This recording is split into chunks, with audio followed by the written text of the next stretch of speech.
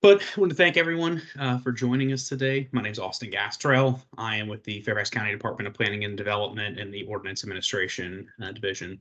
And this meeting today is regarding a proposed zoning ordinance amendment on contractors, offices, and shops and construction equipment. The purpose of today's meeting is to engage members of the community regarding this proposed zoning ordinance amendment and gain feedback from the community, which will help staff to better craft regulations and craft an idea where we want to go with this amendment in the sense of regulation. So just some background here. I know certain people who are on this call right now might be aware that this amendment was actually started in 2021. Sarah Morgan started this amendment with community outreach in 2021, following a desire that was identified during the zoning ordinance modernization process, ZMOD, to look at contractors' offices and shops. So out of ZMOD, we determined this was something that we wanted to take a look at, and it was something that we possibly wanted to do a zoning ordinance amendment on. So in December of 2021, there were community meetings with stakeholders held. Those included, I believe, specifically landscape contractors, some of the community who we felt would be impacted by this. And then there were two different meetings, one with the landscape or land use process review committee, which is the process committee in front of the planning commission, and then the land use policy committee in front of the board of supervisors. And those were both in May of 2022. There are white papers that were released, et cetera. Well, since May of 2022, this amendment kind of was put on pause due to other zoning ordinance amendments that were going on, such as landscaping and screening was a big one that we recently did, and parking reimagined. And with those other amendments getting finished, we felt that there was a need to re-kickstart this amendment for contractors' offices and shops. And so shown on the screen here in red is where we are currently, which is our another round of outreach meetings with stakeholders and the public to determine kind of where we're going to take this amendment, get feedback again for the community on the proposed amendment, in preparation to have a meetings in front of the Planning Commission and Board of Supervisors, Land Use Process Review Committee, and Land Use Policy Committee again in May of this year, and then hoping to go through authorization and Planning Commission hearings and Board of Supervisors hearings in the fall of this year.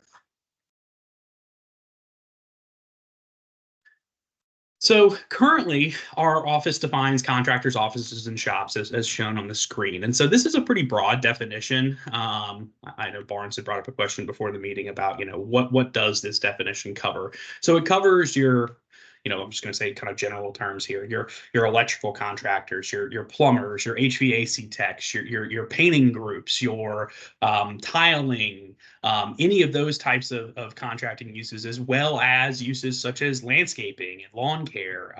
This would cover things like arborists, like tree companies as well. So this is a use that is a broad use and covers a lot of different types of these services. And most of these services have a need to store vehicles or equipment or materials. Now, these uses are permitted currently by right in the C8 district, the Highway Commercial District, the I3 district, the I4 district, the I5 district, and the IC district, which are industrial districts, and the PTC, which is a Tyson's Corner district when shown on a final development plan. And in the plan Tyson's Corner district, these uses are permitted when shown on the development plan, but also have to be fully indoors. So some of the provisions that limit this use, so these are our use-specific limitations or use-specific standards for contractors' offices and shops and construction vehicles, specifically in the C8, I3, and I4 districts, are outdoor storage. So outdoor storage and display of goods is limited to 500 square feet. That is screened outdoor storage. It's something that is for, in these cases, a lot of times are used to keep materials related to the use, et cetera. Retail sales is allowed as an accessory use. So there is a provision that says that you can have accessory retail sales related to a contractor's office and shop. And like I mentioned, the outdoor storage and loading areas must be screened from view. Now, one of the kind of challenging provisions of this ordinance deals with the outdoor storage or parking of construction equipment and machinery, vehicle used for transporting construction equipment and materials, and then other similar vehicles such as solid waste collection, dump trucks, cement mixers, things like that. So part of this ordinance, or part of this zoning ordinance amendment, is looking at, how do we regulate construction equipment and vehicles? What is a construction equipment or vehicle? In determining, ways to possibly define a construction vehicle or equipment.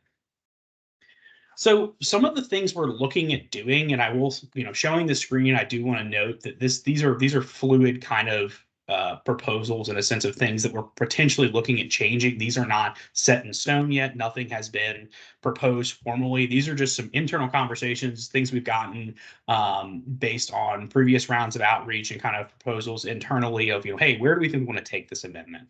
And so one of the things that we see that's important for this use is the ability to permit increased outdoor storage, specifically in that C8 district of those commercial districts. And we're going to go through some examples of the C8 district and some of the industrial districts. But, how do we allow for increased outdoor storage, and then while also, trying to permit these uses on these sites by not, creating a situation where someone can easily fall into a compliance issue? Right now, with the 500 square feet of outdoor storage, there's a lot of concern about, hey, where can things be? How can they be there? Quickly, that 500 square feet gets taken up by outdoor storage. And, just some more clarification on how we can establish the increased outdoor storage area.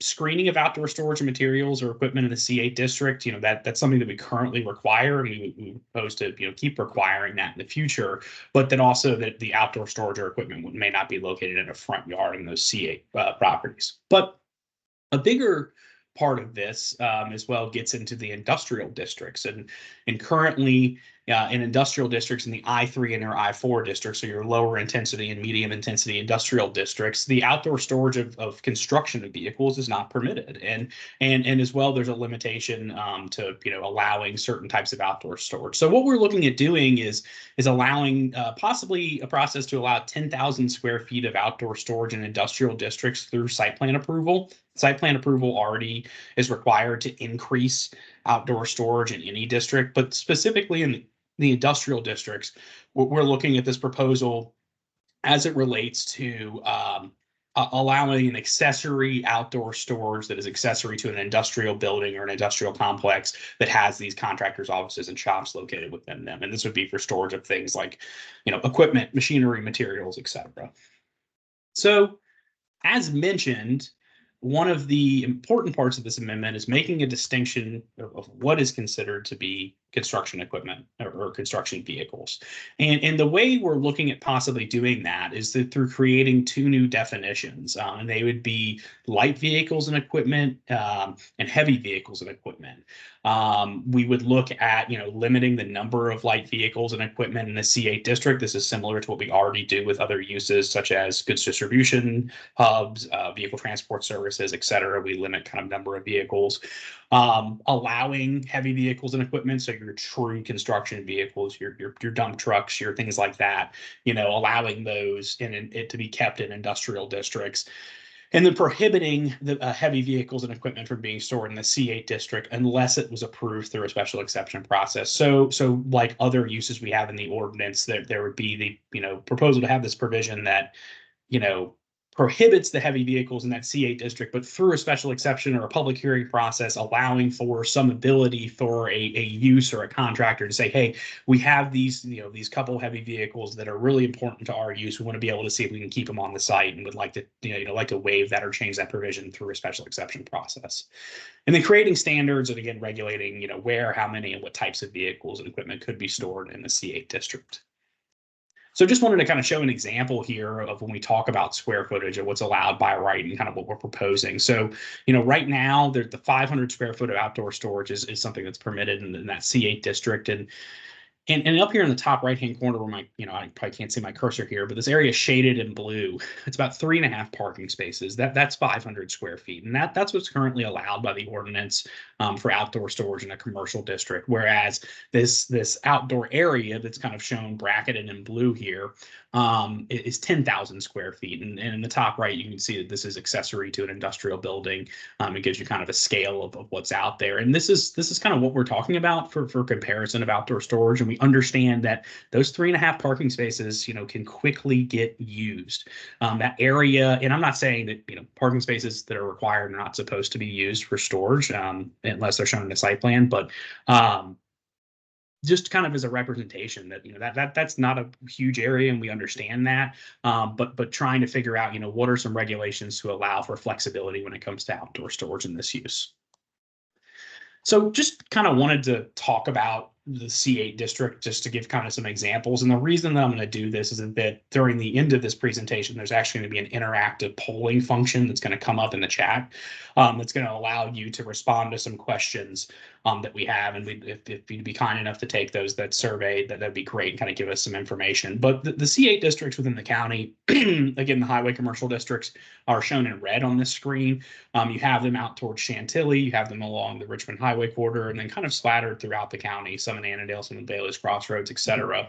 And kind of gives you an example of where these are. But the C8 district is kind of interesting because you've got an example like this of the C8 district, which is your true, shopping center, larger areas that are developed, your true highway commercial shopping center. And then you've got smaller C8 properties. Everything shown here is C8. So you've got your smaller kind of highway commercial properties here. You've got some larger buildings which have things behind them, and then you've got different types of uses. And you can kind of see how this zoning district is not kind of a standard, for this is the type of development that goes in there. It's a kind of different in the sense of the areas that are shown. So here along the Richmond Highway corridor, we do see that we've got, again, our regular shopping center shown up in the top right, and then in the bottom we've got some of these smaller lots. We've got these lots that maybe are older C8 properties, and these are some of the properties that we're looking at to determine, hey, how can we try to allow for these uses but not have someone fall directly into a compliance issue. And that's why we think that special exception process could be a good route to go, is that, a lot of these C8 properties are different, and we think that, having the public hearing process to possibly allow for increased outdoor storage based on the unique characteristics of a site is somewhat important to us, because what the impact on a C8 property that's a shopping center that doesn't abut residential may be different than a small property that does abut residential. And so just looking at that and understanding that a lot of these properties aren't the same kind of cookie cutter C8 properties, and that we want to allow for these uses. So this map here shows some of our industrial districts, specifically the I3 through I6 districts, where contractors' offices and shops are permitted. They're shown in kind of that gold color on your screen, again, spread out throughout the county. And we understand that these industrial districts are kind of dwindling over the years, that there is a limited amount of industrial. That's something we've heard from our community outreach already, is that, that the industrial areas in the county are dwindling, and it's putting some constraint on the contractors' offices and shop type use and their users. Examples of different I districts we have here: the I3 district, which is a lighter industrial district, as well as you see things like offices and in these industrial areas. We've got an I4 district, which is a medium intensity industrial district. Everything shown here is I4, and kind of shows you different examples of how these uses are laid out and how these properties are laid out. And then you've got your standard general I5 district, which is your office or your industrial park, specifically the South Telegraph Road, kind of showing, hey, this is the different types of industrial areas that we have. Again, a large industrial park, kind of giving you an idea of what we're talking about in these cases. So what we've talked about so far, with these light and heavy vehicles and equipment is how do we define this? This is something that we want to create definitions for that are objective. They're definitions that are easy to understand. They're enforceable, but they're also easy to understand for the community. It's something where a community member can read this and say, yes, this is what this means. Trying to take out a bit of that subjective nature. So the ways that we're looking at possibly regulating light vehicles and heavy vehicles and equipment is through length of vehicles. It's something we already do for different types of vehicles in the ordinance. A gross vehicle weight rating, which is a characteristic of all vehicles. It's something that all vehicles possess, and it's within it's usually shown on a sticker within the car. I'll show that on my next page. And it's also on a vehicle's title and registration with the state. Height of vehicles and equipment, again, something we already use within the ordinance. Number of tires or axles, operating capacity. So this would be for equipment. So this is not just vehicles. This is also things like skid steers or bobcats or ditch witches or other types of equipment, that we might see that are often found in conjunction with these types of uses. And then anything that we think would exceed the light vehicle standards would be considered a heavy vehicle and equipment. And these are things like our dump trucks, solid waste collection, cement mixers, tow and recovery, our large construction equipment, our heavier pieces of equipment. As mentioned, this is an example of where gross vehicle weight rating can be found. Again, it's usually within the door frame of a vehicle, and is clearly stated on what that weight of that vehicle is. So some examples, just when we talk about heavy vehicles and equipment besides dump truck, it's your things like your front end loaders, your excavators, your things like that we know these are heavy pieces of equipment. But some of our I don't want to say issues, but some of our internal discussions have been, what is considered a light vehicle and equipment? And so that's something we're going to get into kind of in a minute, and just to talk about more at the end of this discussion on getting your opinion on those things. But like every zoning ordinance amendment, we have an amendment webpage. This webpage is a good resource to use for upcoming meetings, for old white papers, new white papers, and any other links or information regarding this amendment. But as mentioned, I'd like to do kind of a poll with the group here, or survey poll. It's going to show up in your the chat box. So if you want to click in your top left-hand corner on the chat box there, and then when I launch these polls, there's going to be questions that are prompted, and you're going to have the ability to respond. So it's going to say yes or no response. And once you click yes or no, hit submit. So let's try this out. Give me 1 second. I'm loading the polls.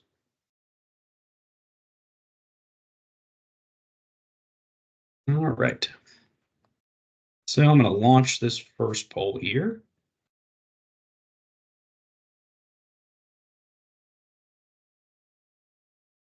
So can someone go into the chat and see, do you see these polls that I've put in there? It's showing a poll for me, but not a picture. Okay, in the chat box, do you see a? No. No, it just says instant poll as a check and an X, but no picture. All right, so sorry about that. This is kind of a new thing that Microsoft Teams has allowed us to do. So give me a second. What I'll do here is, we stop sharing my screen. I will open these up a different way. Bear with me.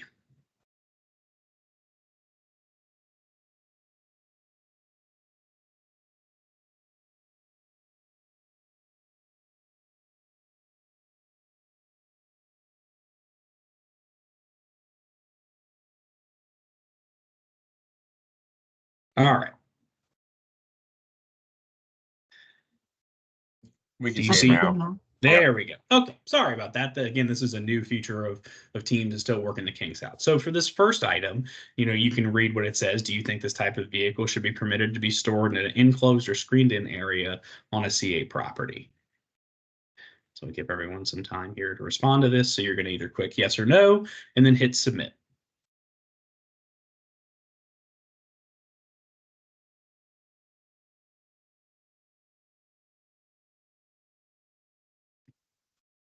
About 10 more seconds to this.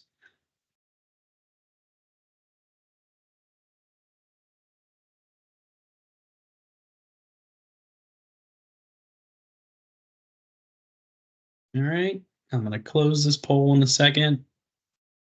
Everyone's ready. 5, 4, 3, 2, 1. All right, I'm going to close this poll. Now, with our second one we're about to open up, same kind of general question.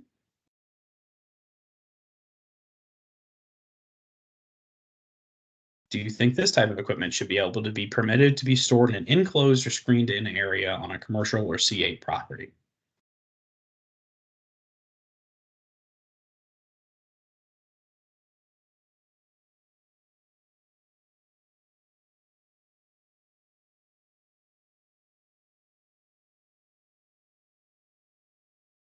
All right, 10 more seconds. I'm gonna close it in 5, 4, 3, 2, 1. All right, thank you. Next.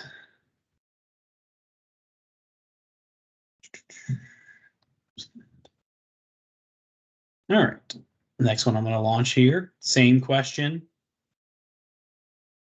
but a different vehicle.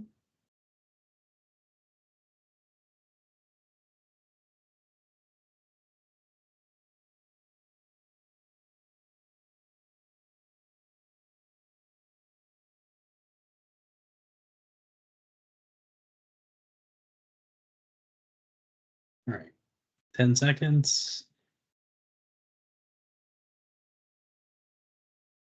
I'm going to close it in 5, 4, 3, 2, 1. All right, 2 more.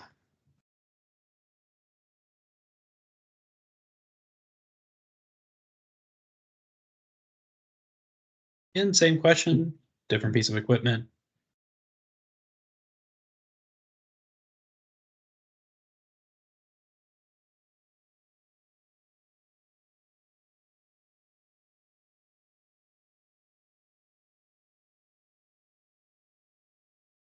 All right.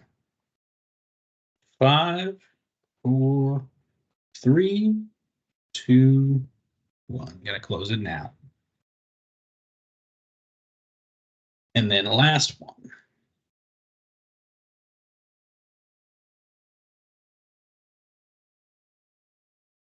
Do you think this type of equipment should be able to be kept in an industrial district or in a commercial district in a screened in or enclosed areas in a CA property?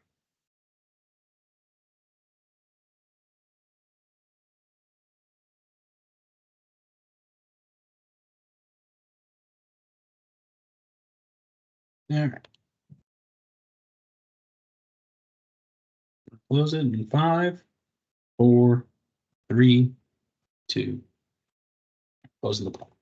And thank you guys for taking that. Those are just kind of informal things that we just wanted to ask questions and get gut responses on different types of things, different types of equipment and vehicles. But just back to our presentation real quick, I wanted to open up some just discussion questions to kind of guide our discussion here. Again, I wanted to thank everyone for their time today and joining into this meeting.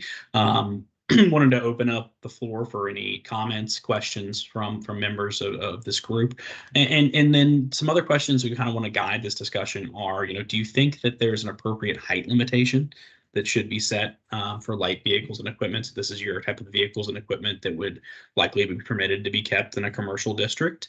How many vehicles, light vehicles, do you think should be permitted on a property zone to the C8 district or pieces of equipment?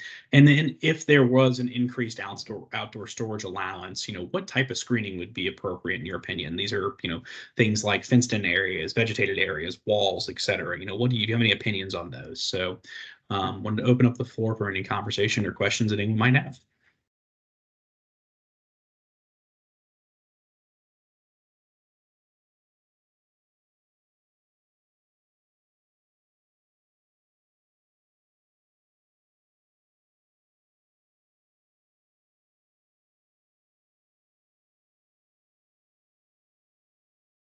All right, well, do we think that there's a height limitation that should be set? Do we think that there's something that, should be a characteristic of height for light vehicles and equipment? I see Barnes, I think you see you come on the screen. Do you have a question?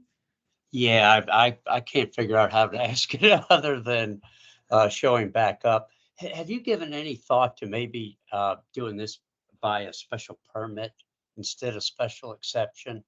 And I say that because the BZA is kind of used to, neighbors and screening neighbors from each other and so forth. So that was just my quick question.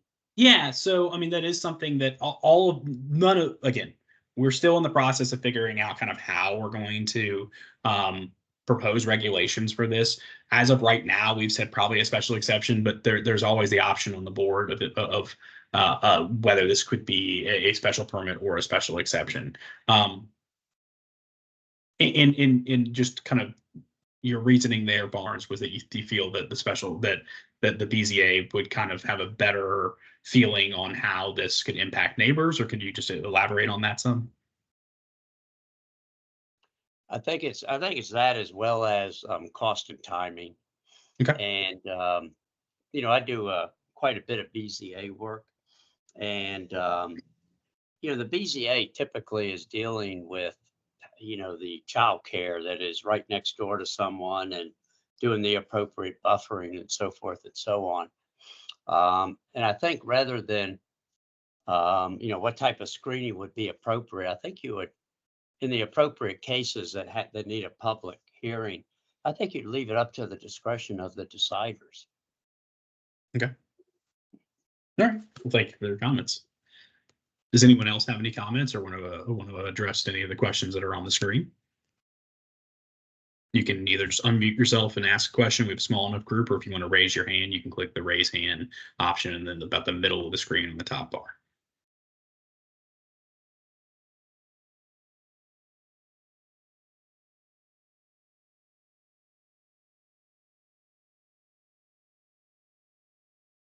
All right. Well, if anyone thinks of anything, I'm going to drop something in the chat here. This is our link to our zoning ordinance amendment webpage. And Jason, it looks like you had a question. Go ahead, Jason. You can take yourself off mute and ask your question. Yeah, hi, I'm from the Mount Vernon district, and the reason I attended this meeting was because I was, along Richmond Highway, we have a problem with work vehicles being parked in the service along the service roads and some of the side streets along Richmond Highway, and I was just curious.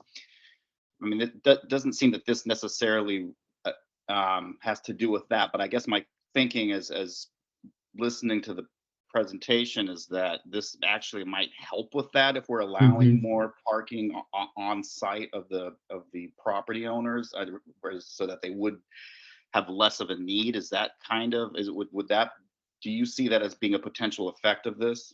Yeah, so no, you bring up a really good point, and we're very aware of the issues of parking of certain vehicles within service drives, et cetera, and in different parts of the county. And I know that's an issue in the Mount Vernon district and along the Richmond Highway corridor as a whole.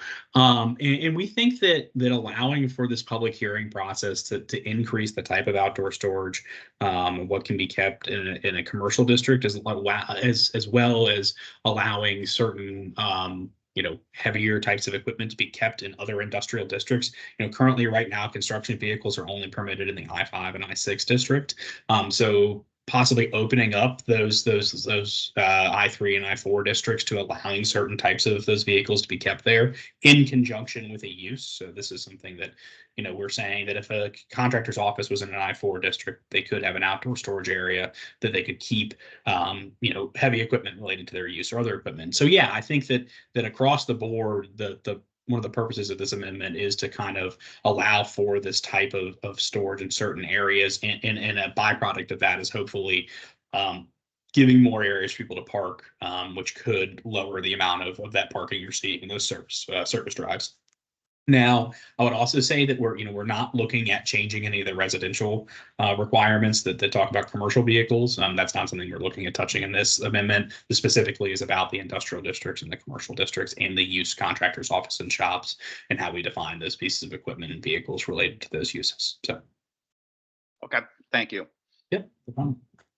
I see Sarah dropped in the chat box a link to our zoning ordinance amendment webpage. This is for this specific amendment. Like I mentioned earlier, we're going to be having a land use process review committee, as well as a land use policy committee meeting with the Planning Commission and Board of Supervisors in May of this year, and then looking to formulate kind of a proposal and go back to the board for an authorization later this fall, and hopefully public hearings on this later this year, likely late fall.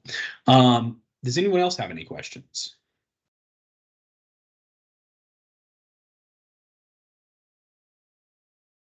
Catherine, you want to take yourself off mute and ask your question? Sure. Hi, good afternoon, Kathy Taylor. I had a quick question. So just so I understand, and I apologize, I'm not looking at the zoning ordinance right now, but so currently construction vehicles are not allowed, correct? In this, and I'm specifically concerned about the C8. So they're not allowed on the Correct. C8 at all? Is that? Yeah, let me get back to, I go back to my presentation here of the current provisions. So in the C8 district, this impacts the C8, I3, and I4 districts. There's no outdoor storage of or parking of construction equipment or machineries, vehicle use for transporting construction equipment and materials, or other similar vehicles such as your solid waste collection, dump trucks, cement mixers, etc., Right. tractors, trailers. So if you were to have construction equipment, could it be parked if it was in a fully enclosed structure on the C8? Is that sort of right now under the current zoning ordinance, would that sort of be a option for people that have construction vehicles? I'll let you just Bill Malin opine on that, about the indoor storage. Bill. We've allowed that as an option in the past. I think most people just haven't had the ability to take advantage of that option. In part, obviously construction equipment is quite large, and usually where they're going to the C8, the facility just can't accommodate it. So, but that, this is outdoor storage, so technically it could be done. okay. Currently, but as Austin said, the idea would be allow some provisions of moving forward, not only just the C8, but also obviously I3 and I4 district, where it makes perfect sense to store a lot of construction equipment regardless. So then with these amendments, it would actually provide a little bit more flexibility in the sense that you would, by distinguishing between light vehicles and heavy vehicles, you would be able to have outdoor parking or storage of, say, light vehicles. And would that be by right? And sorry, I'm like trying it's a lot of information. That would be by right, or that would be by SC? Absolutely. So the keeping of light vehicles and equipment right now would be by right. Okay. Oh, that's right. And the heavy equipment would be. Yeah, in the commercial districts, but we'd be looking at, the big thing with the light vehicles is, where and how we define these, what are they considered? Getting back to this list of the, length of vehicles, height of vehicles, gross weight, what are these descriptors? And the reason we want to do this is to make these objective standards that are understandable, things that, the community and our enforcement groups can read this and say, this is what this is. So yeah, the light vehicles and equipment will be permitted in a commercial district. We would say things like equipment. So if you had a piece of equipment or something like that was for a contractor's office, or materials, we would want that stored in a screened-in area. So fenced in or vegetative screening, of some sort of screening, whatever we come up with. The idea being that it would be not in a front yard. It would usually be somewhere that is screened from view. Got it. Thanks. All right. Thanks for your question.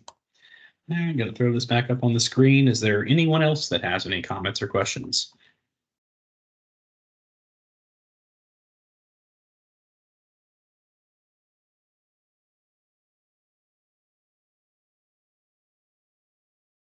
Okay. Like we mentioned, the link to the webpage is in the chat. And we're going to be having another community meeting. It's going to be a night meeting at 7 o'clock next week. And we will be meeting again with other land use policy review committee, land use policy committee with the board of supervisors, et cetera, to talk about this. If you're interested in this, I would just keep checking the webpage, as well as if you could sign up for our zoning ordinance amendment. It's now called Gov Delivery, but it was listserv previously. If you go onto our main Fairfax County webpage and you look up subscriptions or something along those lines, or listserv, if you look those things up, there's a list of these different things that you can sign up for. And under the zoning ordinance amendments, there is a link for you to be able to sign up for that and get any information that's sent out through our office through Gov Delivery on upcoming zoning ordinance amendments, not just this one, but also other zoning ordinance amendments. Austin, is your meeting next week pretty much you going through this again, or is it different? Correct. Yeah, it's same thing we're going to be going through. We like to offer, when we do community meetings, we like to offer daytime options as well as nighttime options to allow for the biggest, the widest group of people that we can kind of outreach and get into contact with. So the content you provided in this presentation will essentially be the same. Yep, it'll be the same presentation, just a different group of people, possibly a larger group, smaller group. We're not sure. Just trying to give multiple opportunities for the community to opine. Perfect. Thank you. Yep. All right. Well, if there's no other questions, on our webpage, there's a way to contact us. If you have any questions, please feel free to reach out to us. If you're interested in the amendment, if you know anyone that would be interested in this amendment, you can share our webpage with them. And if there's something that they think they're interested in this, to give them our webpage and encourage them to attend any upcoming meetings regarding this proposal. So I want to thank you again for your time today. And with that, I will end our meeting. And Sarah put in the chat the link to the Gov delivery where you can actually sign up for those things. So thank you so much. Have a good day.